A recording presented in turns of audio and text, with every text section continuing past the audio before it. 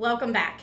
Today we're going to talk about a case study of anorexia. So that's your warning. If you feel like you can't listen to a story about anorexia without it being triggering for you, then maybe this isn't the best video for you to watch. I do still want to share this story though, because this person actually recovered through her time working with us. Now, this individual was 22 years old, and at the time of her first visit with us was 5'7" and 140 pounds. But I do want to tell you a little bit about her history. So this person had been in and out of treatment twice over the past few years prior to coming in to see us. And what landed her in treatment the first time was that she was a competitive runner, and she felt that she needed to be lighter and smaller to be a better runner. So she started restricting her intake, and she got her intake all the way down to 500 to 700 calories a day, which was way too low. And she was exercising 2 hours a day for about 5 to 7 days a week, again, competitively running. So her weight dropped really, really low. And at the time that she went into treatment for the first time, she got down to 110 pounds, which was way too low for her at 5'7", right? So she went into treatment. She was there for a few months and then discharged. And she did well for a little while, but she actually ended up relapsing a little bit.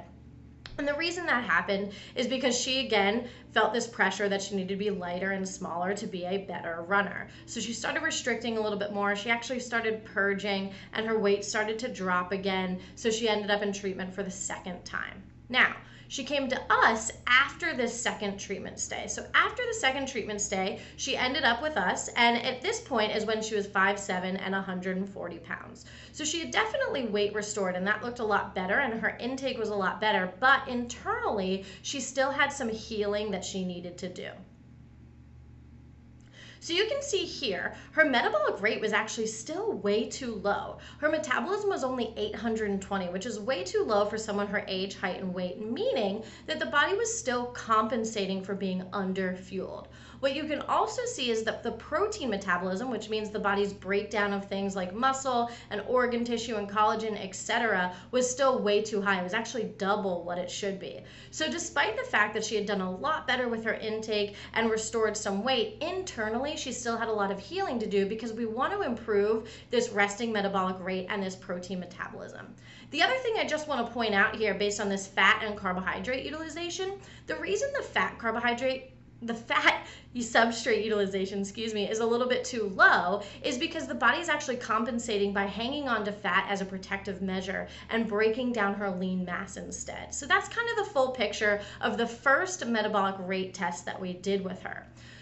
So needless to say, we really worked on getting her to take in more food, right? And so we kind of tapered her up, because of course it's not as easy as just eat more, but we did get her up to 2,100 calories a day. Now, she doesn't know those calories numbers, but that's what we were keeping track of in order to help her recover and refuel her body and improve her metabolic rate.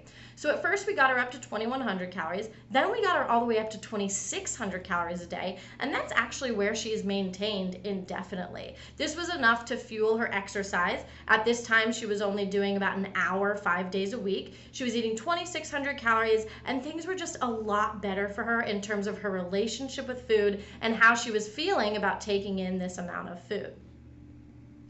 Now, take a look at her next metabolic test. This is awesome. So now her metabolism is at 1,800, which is exactly where it should be for someone her age, height, and weight, meaning that the body's actually functioning how it should be internally and burning what it should be, and is just overall better fueled. What you'll also see is that her protein metabolism is now normal, which is fabulous. That means the body's no longer breaking down too much of her lean mass, muscle, etc. And then also her fat utilization is more normal, because again, now that she's eating and fueling her body well, it's actually functioning the way that it's meant to, which is using fat for fuel and having a nice high metabolic rate where your body can eat what you want and exercise what you want, and your body's functioning well internally.